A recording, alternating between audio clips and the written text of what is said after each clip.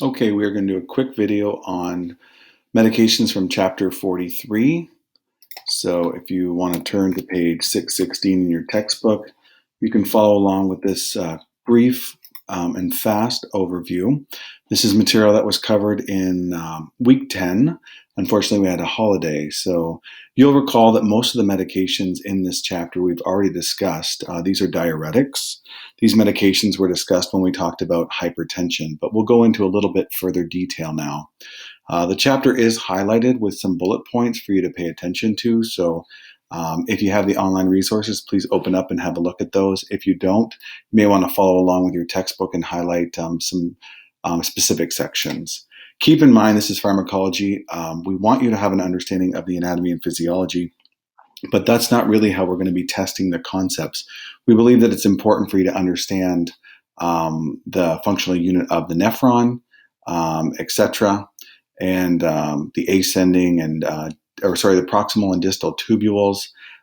This is the functional unit of the kidney. There are about over 1 million in each kidney, and its job is to regulate blood volume and excrete waste products and hold on to or release important electrolytes.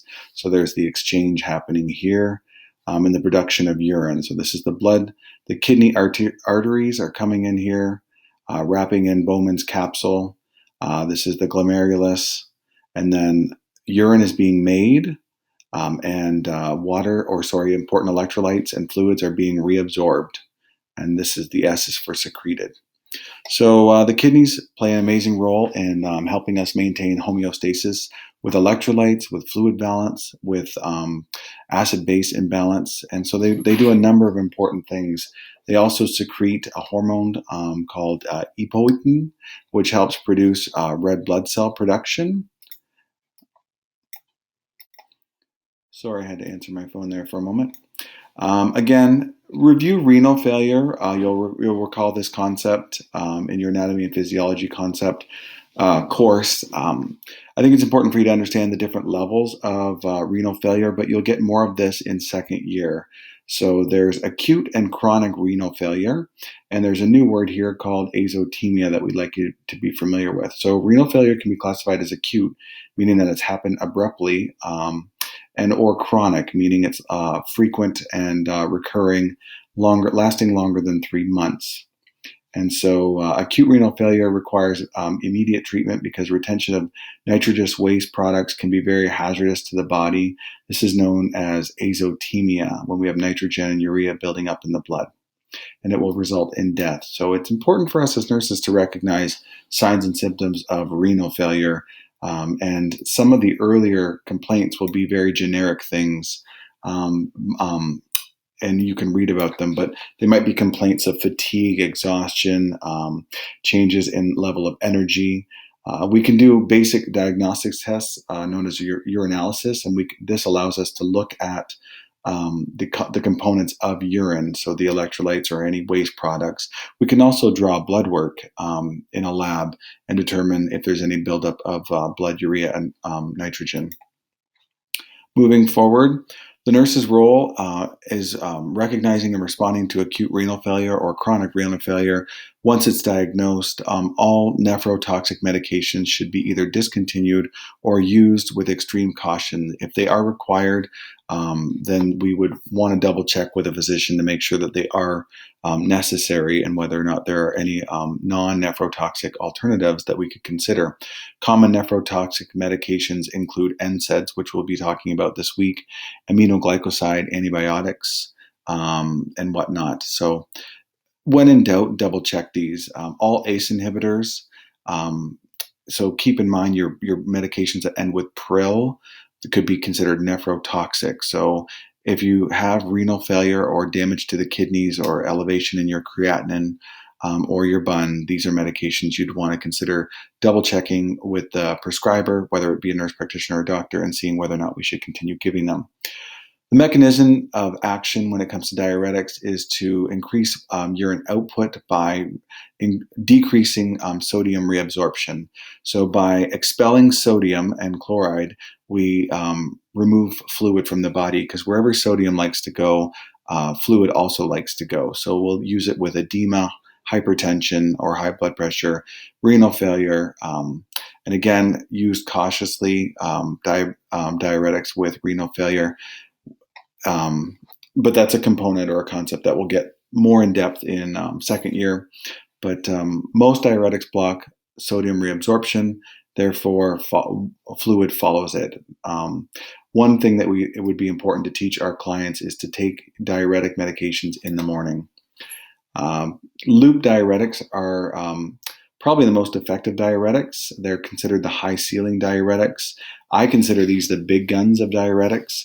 They're very, very powerful and potent, and they work very fast in a very short time frame. Loop diuretics can be used to reduce edema associated with heart failure or liver cirrhosis, also with chronic renal failure. So it seems funny that we would give medications to increase urinary output when the kidneys aren't working.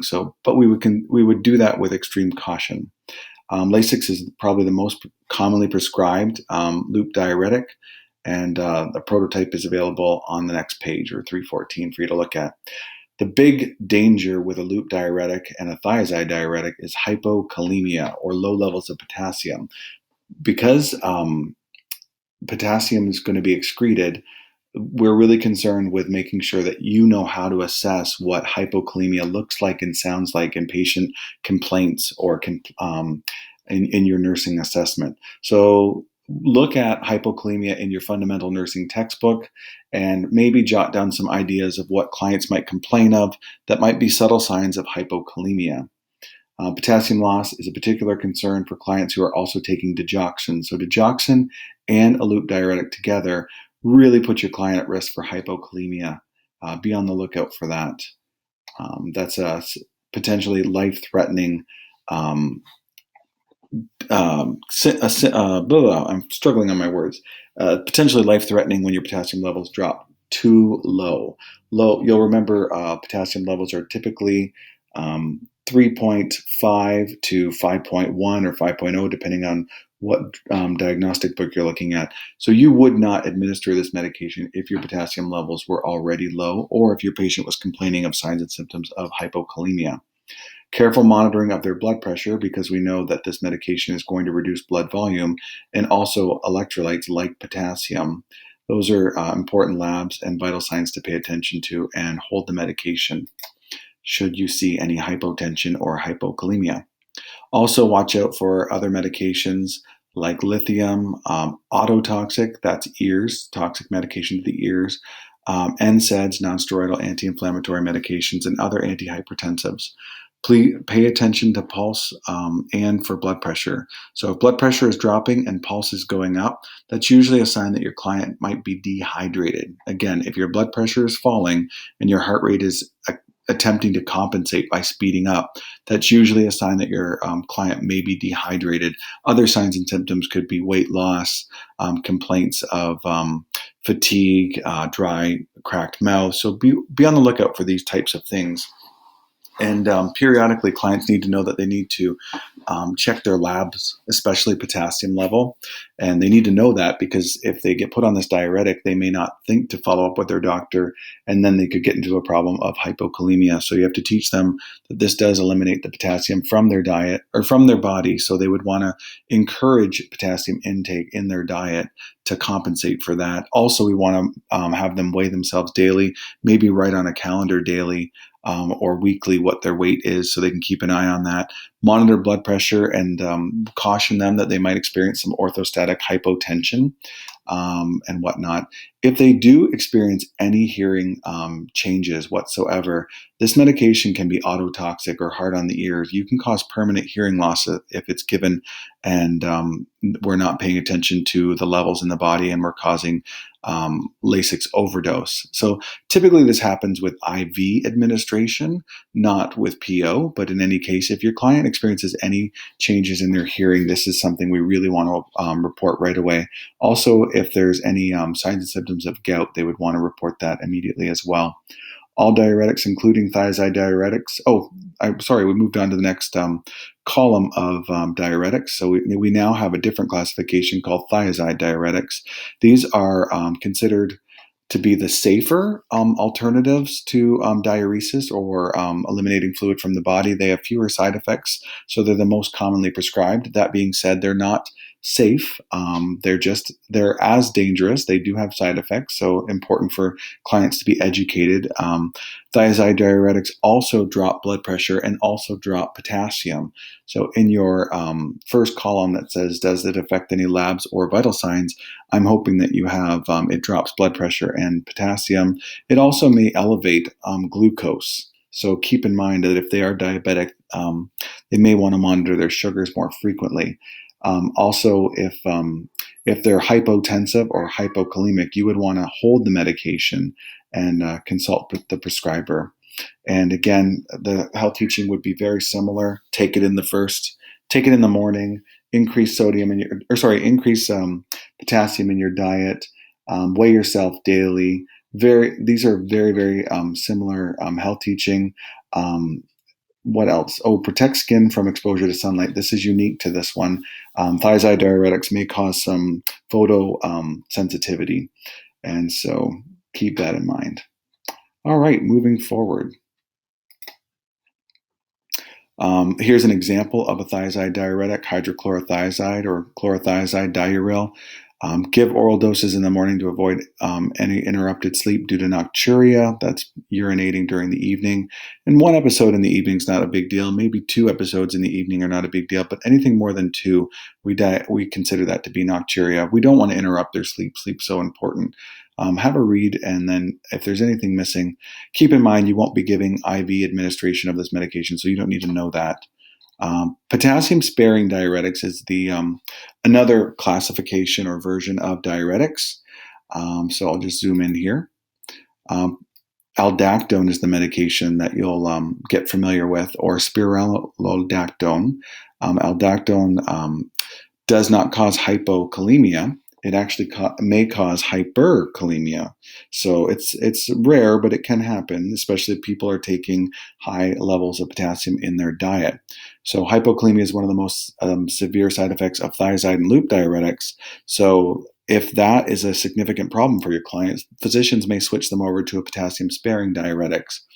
And so keep in mind, you do not want them adding any potassium-rich foods to their diet. It is the exact opposite. Intake of excessive potassium can lead to hyperkalemia, and that would be as dangerous as hypokalemia. I think it's important that you know the signs and symptoms of hyperkalemia, and here they are: irritability, anxiety, abdominal cramping, irregularities in their pulse or heart rate.